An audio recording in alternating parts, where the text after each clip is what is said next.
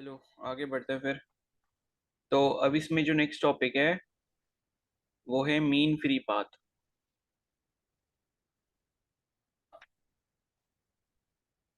ठीक है। तो मीन फ्री पाथ क्या होता है, इसको समझने से पहले हम फ्री पाथ समझते हैं। ठीक है। फ्री पाथ और उसके आगे मीन लगा है, मतलब उसका एवरेज। ठीक है। तो फ्री पाथ का मतलब क्या है कि सपोज कंटेनर में आपके पास कोई एक गैस का सैंपल है। ठीक है। तो ये इसके अलग अलग मॉलिक्यूल्स हैं। तो सपोज अगर हम एक मॉलिक्यूल को ले लेते हैं, तो मॉलिक्यूल आपको पता है गैस के हमेशा मोशन में रहते हैं। ठीक है, रैंडम मोशन में रहते हैं। तो ये मॉलिक्यूल क्या है कि मान लो कोई पर्टिकुलर एक मॉलिक्यूल है। तो ये इसने क्या करा, इसको कोलाइड करा। ठीक है, इससे इसका कोलिजन हुआ। तो कोलिजन जब हो रहा है, ठीक है, और उसके बाद क्या करना है, उसके बाद क्या है, ये मॉलिक्यूल वापस आ जाता है और फिर इस वाले मॉलिक्यूल से टकराता है। ठीक है। तो एक मॉलिक्यूल है वो अगर अलग अलग मॉलिक्यूल से टकरा रहा है, तो जब वो नहीं टकरा रहा होता है तो उस टाइम पर जो डिस्टेंस वो ट्रेवल कर रहा होता है उसी को हम फ्री पाथ कहते हैं। ठीक है। तो फ्री पाथ की जो डेफिनेशन है वो क्या है कि फ्री पाथ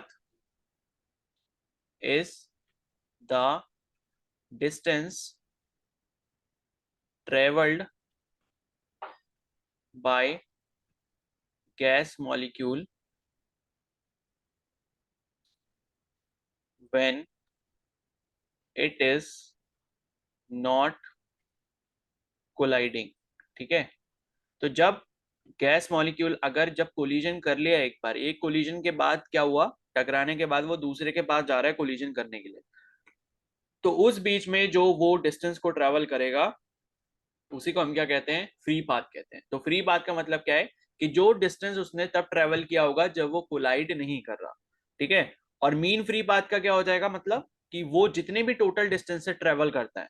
मान लो ये पार्टिकल जो होता है यहाँ पर इसने कोई डिस्टेंस x1 जो है वो यहाँ पर ट्रेवल किया, पहले मॉलिक मतलब पहला जो ये पाथ है इसको ट्रेवल करने के लिए x1 डिस्टेंस ट्रेवल किया। ठीक है। उसके बाद जब ये टकरा गया पहले वाले पार्टिकल से, तो ये मान लो हम ये अपना रेफरेंस पार्टिकल ले रहे हैं। ठीक है, ये वाला जो पार्टिकल है वो हमारा रेफरेंस पार्टिकल है। ये पार्टिकल नंबर 1 है, ये पार्टिकल नंबर 2 है। तो पार्टिकल नंबर 1 से जब ये टकराया तो इसने x1 डिस्टेंस ट्रेवल किया, तो ये एक फ्री पाथ हो गया। उसके बाद क्या हुआ, 1 से टकराने के बाद ये पार्टिकल किससे टकराया, सेकंड वाले इससे टकराया पार्टिकल से। तो इसके बीच में मतलब 1 और 2 के बीच में यहाँ पर मान लो इसने x2 डिस्टेंस ट्रेवल किया। तो ये दो टाइप के फ्री पाथ हो गए, ऐसे बहुत सारे आपके फ्री पाथ हो सकते हैं। तो इन सारे फ्री पाथ का अगर हम एवरेज कैलकुलेट करके निकाल देंगे तो उसी को हम क्या कहेंगे, मीन फ्री पाथ कहेंगे। ठीक है। तो मीन फ्री पाथ जो है वो क्या हो जाएगा, mean free path is the average distance traveled is the average distance traveled by a molecule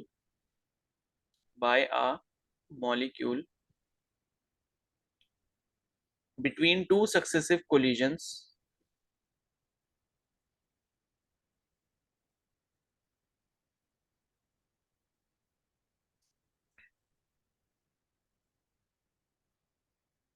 ठीक है।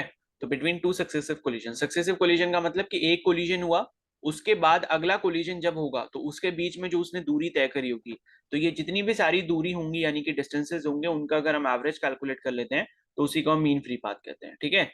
तो ये मीन फ्री पाथ जो है, तो इसके लिए जनरल जो एक्सप्रेशन हो जाएगा वो लेमडा एम करके हम लिख सकते हैं। लेमडा मतलब क्या है, फ्री पाथ है।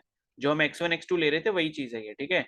तो lambda 3 up to suppose lambda n तक है। तो इसका अगर हम एवरेज निकाल देंगे मतलब एन से ही डिवाइड कर देंगे, तो यही हमारा क्या हो जाएगा, मीन फ्री पाथ का जनरल फॉर्मूला बन जाएगा।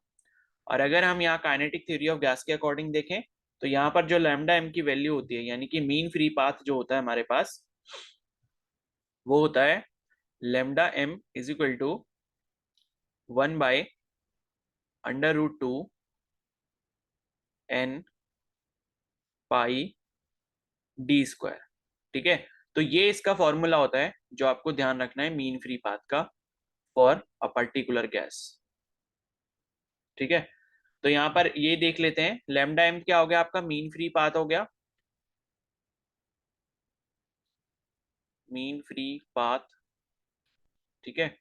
और स्मॉल एन ये जो है आपका क्या है, number of molecule per unit volume, number of molecules per unit volume, ठीक है। यानी कि यूनिट वॉल्यूम में जो total number of molecule present होंगे उसकी वैल्यू n के बराबर है। और पाई तो पता ही है क्या होता है, 22/7, ठीक है, कांस्टेंट है। और डी जो है यहाँ पर, डी डेंसिटी नहीं है, ठीक है, डी क्या है, डायमीटर है, डायमीटर ऑफ मॉलिक्यूल,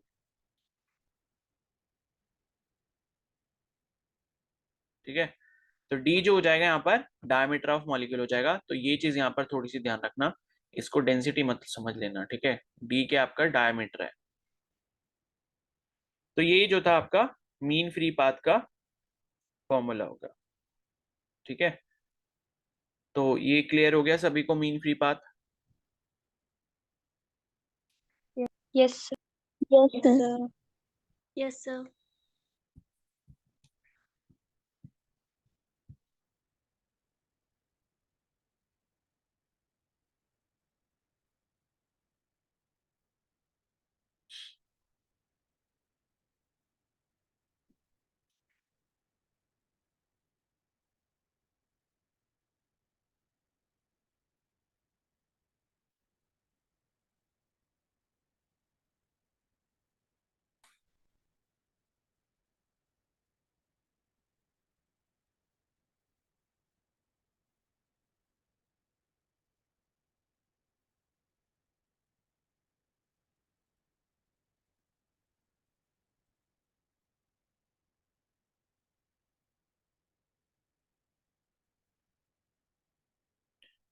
ठीक है, तो मीन फ्री पाथ हो गया।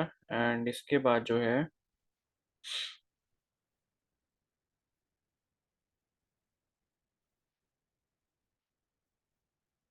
इसके बाद एक लॉ है, law of equipartition of energy, ठीक है, उसको देख लेते हैं।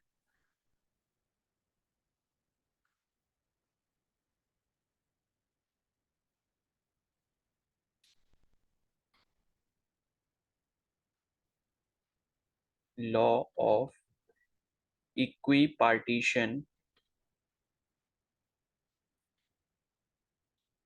ऑफ एनर्जी, ठीक है। तो law of equipartition of energy का बेसिक मतलब ये है, इक्व पार्टीशन का मतलब क्या होना है, इक्वली पार्टी मतलब इक्वली उसका पार्टीशन होना, यानी कि डिवीजन होना, ठीक है, इक्वली डिस्ट्रीब्यूट हो जाना एनर्जी का। तो वही हम पढ़ते हैं law of equipartition of energy में, ठीक है। तो इसका जो स्टेटमेंट है पहले वो लिख लेते हैं यहाँ पर। स्टेटमेंट कहता है कि it states that for any system in thermal equilibrium,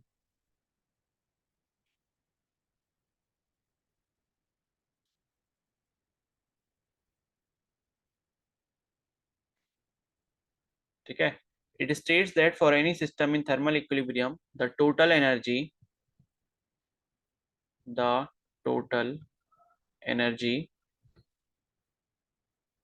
is equally distributed is equally distributed in all possible energy modes,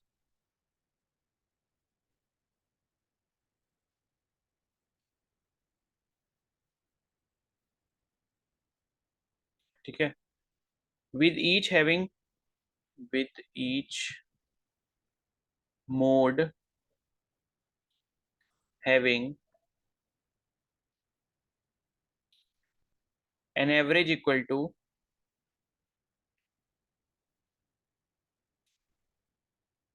an average equal to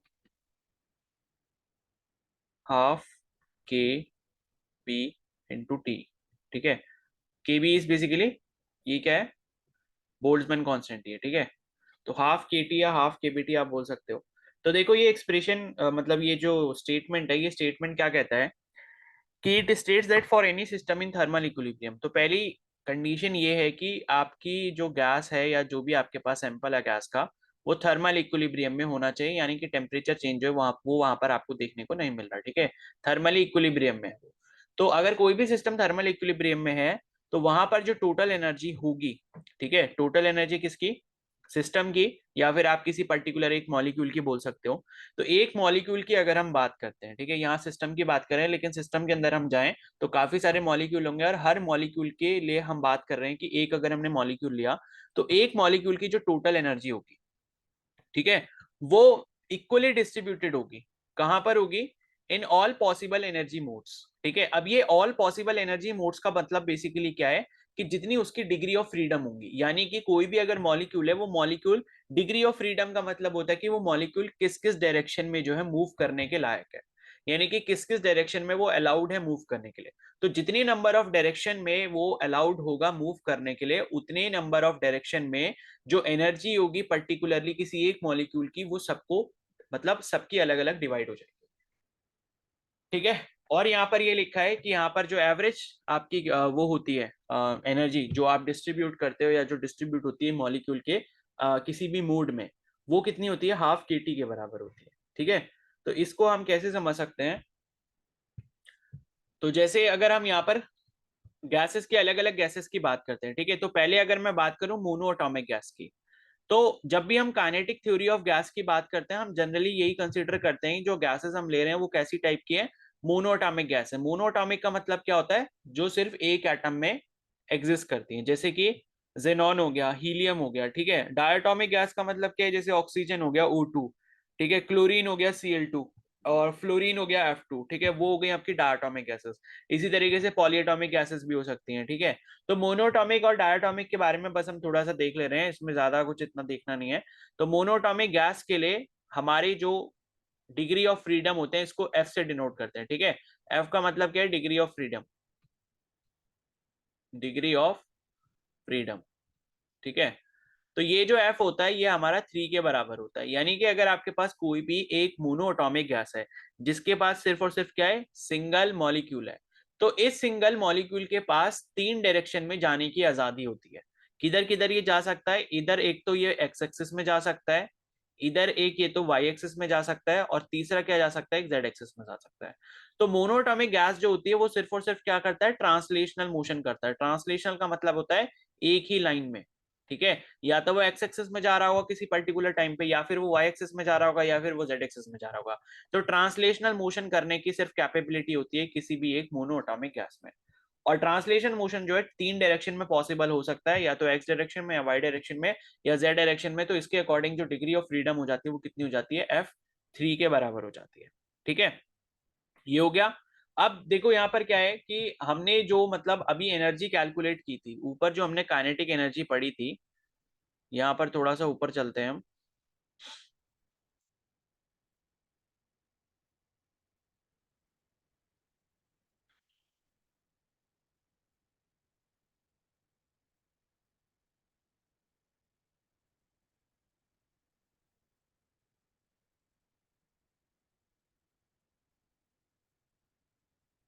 देखो, ये काइनेटिक एनर्जी हमने एक मॉलिक्यूल की निकाली थी ना, तो काइनेटिक एनर्जी का जो एक्सप्रेशन आया था वो हमारे पास ये आया था कि काइनेटिक एनर्जी जो वन मॉलिक्यूल की होती है वो कितनी होती है, 3/2 × kT होती है। तो अगर हम बोल्ट्जमैन कांस्टेंट के टर्म्स में देखें, ठीक है, तो ये 3/2 kT होती है। और ये किसके लिए था, जनरली जो भी हमने चीजें पढ़ी है वो हमने यही मानकर पढ़ी है कि भाई गैसेस को हम किस तरीके का मान रहे हैं, मोनोटॉपिक मान रहे हैं। तो ये जितने भी डेरिवेशन हमने करे हैं, आप ऐसा समझ सकते हो कि सारे के सारे डेरिवेशन मोनोटॉमिक गैसेस के हैं। ठीक है, मतलब जिसमें एक मॉलिक्यूल प्रेजेंट होगा या एक एटम प्रेजेंट होगा, ऐसा समझ सकते हो। तो ये जो काइनेटिक एनर्जी का आपको एक्सप्रेशन मिला था जो कि 3/2 kT था या 3/2 kBT था, केबी या के क्या है, बोल्ट्जमैन कांस्टेंट है। तो 3/2 kT है, और ये क्या है, एक मॉलिक्यूल की काइनेटिक एनर्जी है। ठीक है, तो एक मॉलिक्यूल की टोटल जो काइनेटिक एनर्जी है वो कितने के बराबर है, 3/2 kT के बराबर है। ठीक है, तो इसको मैं यहां पर लिख लेता हूं एक बार।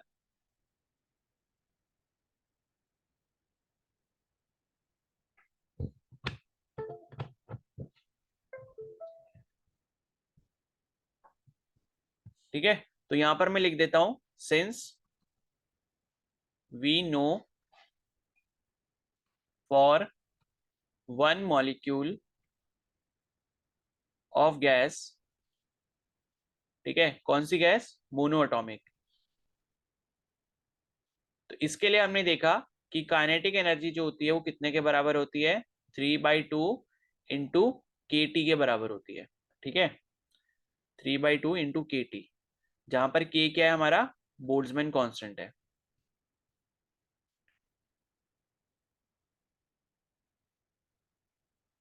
ठीक है। तो अब ये जो इक्विपार्टीशन लॉ है आपका, law of equipartition of energy, वो उसने बेसिकली बोला क्या कि भाई जितने भी पॉसिबल मोड्स होंगे, पॉसिबल एनर्जी मोड होंगे, ये पॉसिबल एनर्जी मोड का मतलब बेसिकली क्या है, डिग्री ऑफ फ्रीडम, ठीक है। पॉसिबल एनर्जी मोड का मतलब ये है कि एनर्जी किधर किधर जाकर डिस्ट्रीब्यूट हो सकती है, ठीक है। तो ये बेसिकली है क्या, डिग्री ऑफ फ्रीडम ही है। तो अगर हम मोनोएटॉमिक गैस की बात कर रहे हैं तो वहां पर आपके पास कितने टोटल पॉसिबल डायरेक्शंस हैं, 3 डायरेक्शन है, यानी कि डिग्री ऑफ फ्रीडम कितने, 3 है। तो डिग्री ऑफ फ्रीडम अगर 3 है तो इसका मतलब टोटल जो एक मॉलिक्यूल की एनर्जी होगी कितनी आ रही है आपके पास, 3/2 KT आ रही है। तो ये 3 डायरेक्शन में इक्वली डिस्ट्रीब्यूट होगी, ठीक है। तो ये जो काइनेटिक एनर्जी है कितनी के लिए, ये टोटल 3 डायरेक्शन के लिए, 3 डिग्री ऑफ फ्रीडम के लिए। तो फॉर 3 डिग्री ऑफ फ्रीडम, ठीक है, काइनेटिक एनर्जी की जो वैल्यू है वो कितनी है, 3/2 KT के बराबर है। तो अगर मैं यहाँ पर 1 डिग्री ऑफ फ्रीडम के लिए निकालना चाहूं या एक मोड के लिए निकालना चाहूं, ऐसा भी बोल सकता हूं, एक एनर्जी मोड के लिए, ठीक है, एक मोड ऑफ एनर्जी के लिए अगर निकालना चाहूं या एक डायरेक्शन के लिए निकालना चाहूं, तो वो कितनी हो जाएगी, 1/3 मल्टीप्लाइड बाई 3/2 KT के बराबर हो जाएगी, ठीक है। अगर 3 के लिए इतनी थी तो एक के लिए कितनी हो जाएगी, 3 से डिवाइड कर देंगे ना, तो 1/3 से मल्टीप्लाई करो या 3 से डिवाइड करो, एक ही बात है। तो 1/3 से जब इसको मल्टीप्लाई करेंगे तो 3 से 3 कैंसिल हो जाएगा और यहाँ पर कितना बचेगा, 1/2 इंटू KT बचेगा, ठीक है, फॉर 1 डिग्री ऑफ फ्रीडम, या आप बोल सकते हो एक मोड के लिए। और ये KT बोलो या KBT बोलो, तो यही ऊपर जो है एक्सप्रेशन में यहाँ पर लिखा हुआ था, मतलब ये जो इसका वो था डेफिनेशन, उसमें यही लिखा था कि लास्ट लाइन में with each having an average equal to 1/2 KBT। तो ये 1/2 KBT कैसे आया, ये मोनो एटॉमिक गैस को कंसीडर करके आया। अगर 3 के लिए 3/2 KT है, तो अगर 3 डिग्री ऑफ फ्रीडम है तो 1 डिग्री ऑफ फ्रीडम या एक पर्टिकुलर मोड के लिए कितनी हो जाएगी, 1/2 KT के बराबर हो जाएगी। तो तीनों में 1/2 मतलब 1/2 KT 1/2 KT 1/2 KT होगा, तो टोटल इसके अकॉर्डिंग कितना हो जाएगा, 3/2 KT हो जाएगा, ठीक है। और यही क्या होता है आपका, law of equipartition of energy होता है। तो ये था मोनोएटॉमिक गैस के लिए। और अगर हम यहाँ पर डायटोमिक गैस लेते हैं, ठीक है, तो यहाँ पर थोड़ा सा बता देता हूं मैं, फॉर डायटोमिक गैस। तो डायटोमिक गैस के लिए आपको ध्यान क्या रखना है कि यहाँ पर जो डिग्री ऑफ फ्रीडम होती है डायटोमिक गैस के लिए, वो होती है आपकी टोटल 5, ठीक है। तो टोटल कितनी होती है, 5 होती है,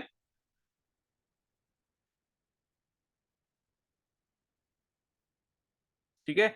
तो 5 डिग्री ऑफ फ्रीडम में 3 तो आपकी ट्रांसलेशनल होती है। ट्रांसलेशन का मतलब कि एक एक्स एक्सिस वाला अलाउड है, एक एक्स एक्सिस डायरेक्शन में, एक वाई एक्सिस में और एक जेड एक्सिस में मोशन कर सकता है कोई भी डायटोमिक गैस। डायटोमिक का मतलब क्या है, जिसमें आपके 2 मॉलिक्यूल्स प्रेजेंट हो, इस तरीके से ज्वाइन कर रखे हैं, अगर 2 एटम अगर आपने ज्वाइन कर रखे हैं तो वो आपकी क्या होगी, डायटोमिक गैस होगी। जैसे ऑक्सीजन ले लो, O2 हो गया, ठीक है, Cl2 हो गया, F2 हो गया, तो ये आपका डायटोमिक गैसेस हो गई। तो इसमें क्या है, 3 तो आपके वो पॉसिबल होते हैं, ट्रांसलेशनल मोशन एक्स एक्सिस में जा सकता है मॉलिक्यूल, वाई में जा सकता है, जेड में जा सकता है, और इसके साथ साथ 2 रोटेशनल यहाँ पर मोशन जो है पॉसिबल होते हैं, 2 रोटेशनल, ठीक है। तो 2 रोटेशनल कैसे होते हैं कि ये जिस प्लेन में मॉलिक्यूल प्रेजेंट होगा, अगर आप इस प्लेन को फिक्स कर देते हो तो इसके अलावा बाकी 2 प्लेन ऐसे बचेंगे, 3 प्लेन्स हो सकते हैं पॉसिबल, तो 2 प्लेन ऐसे पॉसिबल बचेंगे जहां पर ये मॉलिक्यूल क्या कर पाएगा, अपने एक्सिस पर रोटेट कर पाएगा। तो इसके अकॉर्डिंग जो यहाँ पर जो डिग्री ऑफ फ्रीडम हो जाएगा वो कितना हो जाएगा, टोटल 5 हो जाएगा, 3+2 यानी कि 5 हो गया, ठीक है। तो अब कहने का मतलब यहाँ पर ये है कि ये फिर क्या होगा, जब ये जो 3/2 KT आपकी जो एनर्जी है, ठीक है, ये law of equipartition of energy के अकॉर्डिंग अगर मान लो 3/2 KT एनर्जी आती है, तो ये सारे के सारे पांचों उसमें बढ़ जाएगी, यानी कि 5 जो आपके अलग अलग मोड्स हैं, ठीक है, 5 जो अलग अलग आपकी डिग्री ऑफ फ्रीडम है उसमें डिस्ट्रीब्यूट हो जाएगी। बस आपको ध्यान ये रखना है, ठीक है। तो इतना ही समझना था इसमें, और इतना ज्यादा कुछ है नहीं। तो ये है आपका law of equipartition of energy. तो समझ आ गया ये सभी को। Yes, sir. Yes, sir. Yes, sir. Sir diatomic की केस में भी one mode of energy half KT के बराबर होगी। क्या चीज, डायटोमिक गैस अगर होगी तो वहां पे जो वन डिग्री ऑफ फ्रीडम जो वहां पर होगा वो भी हाफ केटी के बराबर होगा। वो हाफ KT के बराबर नहीं, हाफ के बराबर नहीं होगा सर ना, जैसे वो तो पांचों में बढ़ जाएगा ना 3/2 kT। अगर अगर वन मोड में देखें, 5 की जगह वन मोड में अगर देखें, जैसे कि 3 वाले में देखा था। हाँ, तो वो डिवाइडेड बाय 5 हो जाएगा ना फिर। ओके। ठीक है, ऊपर जो हमने डेफिनेशन पढ़ी वो मैंने बताया ना मोनोटॉमिक के लिए, यानी कि ये जो लास्ट लाइन लिखी है have an average equal to 1/2 kT, ये मोनोटॉमिक कंडीशन के लिए। तो और मोनोटॉमिक कंडीशन में क्या होता है, मोनोटॉमिक गैस में क्या होता है, 3 आपके टोटल डिग्री ऑफ फ्रीडम होते हैं। तो 3/2 को अगर 3 में डिवाइड करोगे तो वो 1/2 1/2 1/2 आएगा। लेकिन अगर आप 3/2 को 5 में डिवाइड कर रहे हो तो कितना हो जाएगा, 3/10 हो जाएगा, या 3 मतलब 1/5 इंटू 3/2 हो जाएगा। ठीक है।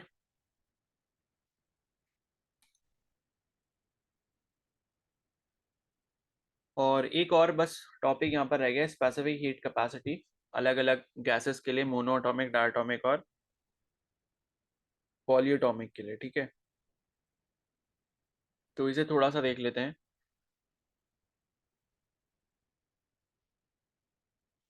Specific heat capacity. ठीक है, तो स्पेसिफिक हीट कैपेसिटी हमें पहले से पता है। अगर यूनिट मास आपके पास है किसी भी गैस का सपोज, और अगर आपको यूनिट टेम्परेचर उसका इंक्रीज करना है तो कितनी अमाउंट ऑफ हीट आपको प्रोड्यूस मतलब देनी पड़ेगी, सप्लाई करनी पड़ेगी, उसी को आप क्या कहते हो, स्पेसिफिक हीट कैपेसिटी कहते हो। ठीक है, तो स्पेसिफिक हीट कैपेसिटी हम अलग अलग केसेस के लिए यहाँ पर देख सकते हैं। जैसे पहला है यहाँ पर फॉर मोनोएटॉमिक गैस। तो मोनोएटॉमिक गैस की अगर हम यहाँ पर बात करते हैं तो हमें ये पता है कि भाई मोनोएटॉमिक गैस के लिए जो डिग्री ऑफ फ्रीडम होती है वो कितनी होती है, टोटल 3 होती है। ठीक है, और सिर्फ क्या होती है टोटल, ये आपकी सारी की सारी ट्रांसलेशनल डिग्री ऑफ फ्रीडम होती है, यानी कि सिर्फ लाइन में जो है अलाउड है यहाँ पर मॉलिक्यूल मूव करने के लिए। ठीक है, तो दूसरी चीज जो आपको यहाँ पर समझनी है,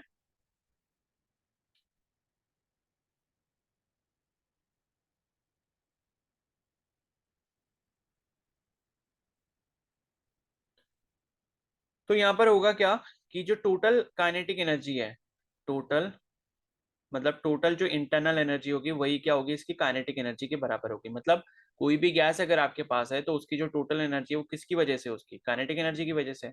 तो टोटल इंटरनल एनर्जी जो होगी, अगर हम 1 मोल की बात कर रहे हैं, of a mole of a gas, ठीक है, कौन सी गैस, मोनोएटॉमिक गैस, तो ये जो टोटल इंटरनल एनर्जी हो जाएगी यू, ये इसकी किसके बराबर होगी, इसकी काइनेटिक एनर्जी के बराबर होगी। और इसकी जो काइनेटिक एनर्जी होती है वो कितनी होती है, 3/2 kT होती है। तो 3/2 kT हमने देखी थी किसके लिए थी, वन मॉलिक्यूल के लिए थी, और यहाँ पर हम किसकी बात कर रहे हैं, यहाँ पर हम मोल की बात कर रहे हैं। तो मोल का मतलब ये कि अगर ये वन मॉलिक्यूल की बात कर रहे हैं, ये वन मॉलिक्यूल की एनर्जी है, तो इसको हम किससे मल्टीप्लाई कर देंगे, एवोगाड्रो नंबर से मल्टीप्लाई कर देंगे। ठीक है, तो ये जो है आपको 3/2 kT इंटू Na मिल जाएगा। और यहां से फिर आप इसी एक्सप्रेशन को क्या लिख सकते हो, 3/2 इंटू के इंटू Na। ठीक है, इंटू कैपिटल टी। तो अब ये के इंटू Na क्या है, अभी हमने देखा था भाई R/Na क्या होता है, R/Na जो है वो क्या होता है, के बराबर होता है। ठीक है, R/Na किसके बराबर होता है, के या फिर के बी, यानी कि बोल्ट्जमैन कांस्टेंट के बराबर होता है। तो यहां से आपको क्या मिल जाएगा, आर की वैल्यू किसके बराबर होती है, के बी इंटू Na के बराबर होती है, यानी कि बोल्ट्जमैन कांस्टेंट को जब आप एवोगैड्रो नंबर से मल्टीप्लाई करते हो तो यूनिवर्सल गैस कांस्टेंट आपको मिल जाता है। तो यहाँ से ये जो एक्सप्रेशन है वो आपका क्या बन जाएगा, 3/2 RT के बराबर बन जाएगा। तो हम यहाँ पर ये कह सकते हैं कि जो टोटल इंटरनल एनर्जी है या काइनेटिक एनर्जी जो है यहाँ पर गैस की 1 मोल क्वांटिटी की, वो कितनी हो जाएगी, 3/2 RT के बराबर हो जाएगी। मतलब एक्सप्रेशन हमने ऊपर ही कैलकुलेट भी किया था, तो ये आपका 3/2 RT के बराबर हो जाएगा। ठीक है, तो यहाँ पर अगर हम क्या निकालना चाहते हैं, molar specific heat at constant volume अगर निकालना चाहते हैं, यानी कि सीवी अगर निकालना चाहते हैं। ठीक है, तो सीवी हमें पता है क्या होती है, molar specific heat at constant volume होती है, और सीपी क्या होती है, molar specific heat at constant pressure. तो ये जो है वो आपका क्या हो जाएगा, du/dt हो जाता है। ठीक है, यानी कि du/dt का मतलब क्या है कि भाई change in internal energy with respect to temperature, या फिर आप ऐसा बोल सकते हो कि जो भी मतलब आपके मतलब ये इसका एक्सप्रेशन है, सीवी का हमने फॉर्मूला पढ़ा था ना, तो जो चेंज इन इंटरनल एनर्जी है विद रिस्पेक्ट टू टेम्परेचर उसी को हम क्या कहते हैं, मोलर स्पेसिफिक हीट कहते हैं, या मोलर स्पेसिफिक हीट कैपेसिटी। ठीक है, तो ये आपका du/dt हो जाएगा, और ये du/dt अगर आप करते हो इसको, तो इसकी जो वैल्यू वो आपको कितने के बराबर मिल जाएगी, 3/2 R के बराबर मिल जाएगी। ठीक है, मतलब ये है कि आपने क्या करा, ये वाला जो एक्सप्रेशन था इसको टेम्परेचर के रिस्पेक्ट में अगर आपने डिफरेंशिएट कर दिया, ठीक है, du/dt करोगे तो 3/2r तो कांस्टेंट है, और dt/dt जब होगा तो dt/dt किसके बराबर हो जाएगा, 1 के बराबर हो जाएगा। तो cv की जो आपको वैल्यू यहाँ पर मिल जाएगी वो कितनी मिल जाएगी, 3/2r के बराबर मिल जाएगी। ठीक है, तो ये 3/2r क्या है, cv है, यानी कि फॉर मोनोटॉमिक गैस अगर हम ले रहे हैं, 1 मोल सैंपल ले रहे हैं, तो उसका जो molar specific heat at constant volume है वो 3/2r आता है। ठीक है, और यहाँ पर अगर आप सीपी निकालना चाहते हो, अगर आप सीपी निकालना चाहते हो तो आपने एक रिलेशन ये पढ़ रखा है कि सीपी माइनस सीवी की जो वैल्यू है वो किसके बराबर होती है, कैपिटल आर के बराबर होती है। हमने ये रिलेशन पढ़े थे सीपी और सीवी वाले, एक तो ये वाला पढ़ा था और एक हमने ये वाला भी पढ़ा था कि सीपी बाई सीवी की वैल्यू किसके बराबर होती है, गामा के बराबर होती है। तो ये वाला जो रिलेशन है CP minus CV equal to R, अगर हम इसको इस्तेमाल कर ले तो सीपी की वैल्यू हमें मिल जाएगी। तो इस एक्सप्रेशन से अगर मैं सीपी निकालना चाहूँ तो वो कितना हो जाएगा, आर प्लस सीवी के बराबर हो जाएगा। ठीक है, आर प्लस सीवी के बराबर हो जाएगा। तो इसका मतलब है सीपी की जो वैल्यू है वो आर प्लस सीवी का मतलब कितना हो गया, आर प्लस सीवी की वैल्यू कितनी निकाली थी, 3/2r निकाली थी। तो आप जब इसको ऐड करोगे ये नीचे 1 हो गया, एलसीएम कितना हो जाएगा, 2 हो जाएगा, ये 2r हो गया और ये 3r हो गया। तो टोटल कितना हो गया, 5r/2। तो यहाँ पर मोनोटॉमिक गैस के लिए 1 मोल सैंपल के लिए जो ये मोलर स्पेसिफिक हीट कैपेसिटी है वो कितनी आ जाएगी, 5r/2 आ जाएगी। ठीक है, और अगर आप यहाँ पर cp/cv का रेशियो निकालना चाहते हो, cp/cv जो किसके बराबर होता है, गामा के बराबर होता है, तो वो भी आप निकाल सकते हो। cp क्या है, 5r/2 है, और वो क्या है, cv 3r/2 है, तो ये 2/3r हो जाएगा। तो r से ये r कैंसिल हो गया, 2 से 2 कैंसिल हो गया, तो यहाँ पर 5/3 जो है वो इसकी वैल्यू आ जाएगी गामा की। ठीक है, तो आपको ये भी पता चल गया कि मोनोटॉमिक गैस के लिए गामा की जो वैल्यू होती है, यानी कि एडियाबेटिक कांस्टेंट की जो वैल्यू होती है वो किसके बराबर होती है, 5/3 के बराबर होती है। एक रिलेशन जो है आपको यहाँ से ये वाला पता चल गया। ठीक है, और सेम काम जो है आप यहाँ पर डायटोमिक गैस के लिए भी कर सकते हो। तो फॉर डायटोमिक गैस,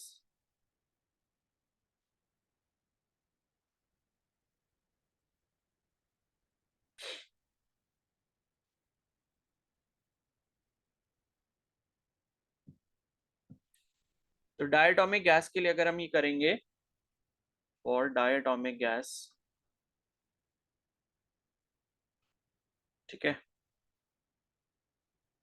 तो डायटोमिक गैस के लिए अभी हमने देखा था जो डिग्री ऑफ फ्रीडम होती है वो कितनी होती है, टोटल 5 होती है, 3 rotational, sorry 3 translational plus 2 rotational. ठीक है, तो इस केस में u की जो वैल्यू हो जाएगी, ऊपर जैसे ही सेम कर लोगे तो u की जो आपको वैल्यू मिलेगी वो कितनी मिलेगी, 5/2 मिलेगी।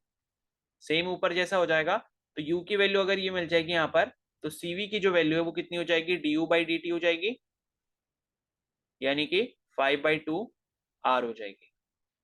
ठीक है, और cp अगर निकालना चाहते हो तो cp के लिए हम क्या कर देंगे, cv प्लस r हो जाएगा, यानी कि 5/2r में आप r और जोड़ दोगे, तो cp की जो वैल्यू यहाँ पर आपको मिल जाएगी वो 7/2r मिल जाएगी। ठीक है, तो ये हो गई cv की वैल्यू 5/2r, और cp की वैल्यू कितनी हो गई, 7/2r।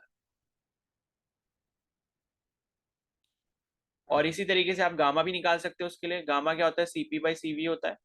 तो cp/cv जब आप निकालोगे तो ये कितना 7/2r है, और वो वाला कितना है 5/2r, यानी कि 2/5r। तो r से r ये कैंसिल हो जाएगा, ये वाले 2 से ये वाला 2 कैंसिल हो गया, तो गामा की जो वैल्यू कितनी आ गई, 7/5 आ गई। ठीक है, तो डायटोमिक गैस के लिए जो वैल्यू होती है 7/5 हो जाती है। ठीक है, किसकी, गामा की। ओके, और एक और इसमें केस है पॉलीएटॉमिक गैस के लिए, उसे छोड़ दो, वो इतने काम का नहीं है। तो उसमें जो है हमें वाइब्रेशन भी कंसिडर करना पड़ता है मॉलिक्यूल का, तो उसे छोड़ दो। ठीक है, बस इतना काफी है। तो इतना समझ आ गया, ये स्पेसिफिक हीट कैपेसिटी मोनोटॉमिक और डायटोमिक गैस के लिए बता दो। Yes, sir. Yes. Yes, sir.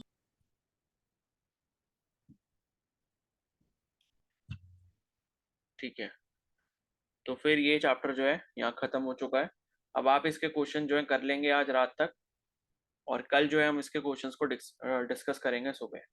ठीक है, तो कल ही डिस्कस करेंगे, उसके बाद नहीं करेंगे, बाकी रिवीजन के टाइम पे हम बाद में करते रहेंगे। अभी हमारा मेन टारगेट है कि जल्दी से जल्दी अभी हमें कोर्स जो है कंप्लीट करना है, ठीक है ना। तो ये है कि जितने भी डाउट्स हो आप कल जल्दी जल्दी अपने डाउट्स पूछ लेना, जितने भी पूछ पाओ, और जो नहीं पूछ पाओगे, जो क्वेश्चन रह जाएंगे, फिर जब हम रिवीजन करेंगे तब उन क्वेश्चंस को देख लेंगे, ठीक है।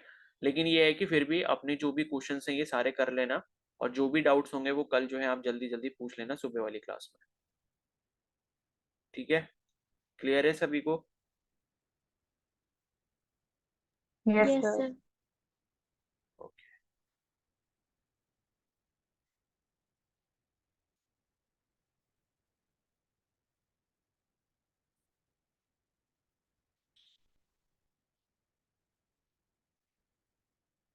ठीक है, फिर टेस्ट देना है सभी को अभी।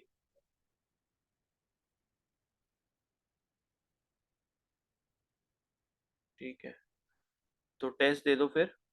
अभी टेस्ट जो है मैं आपको करेक्ट 7 बजे भेजूंगा, ठीक है। 7 PM पर मैं आपको टेस्ट भेजूंगा। तब तक 10 10 मिनट है आपके पास, ठीक है। तो 7 बजे टेस्ट भेजूंगा, और अब आप लीव कर सकते हो क्लास, अगर कोई डाउट नहीं है तो।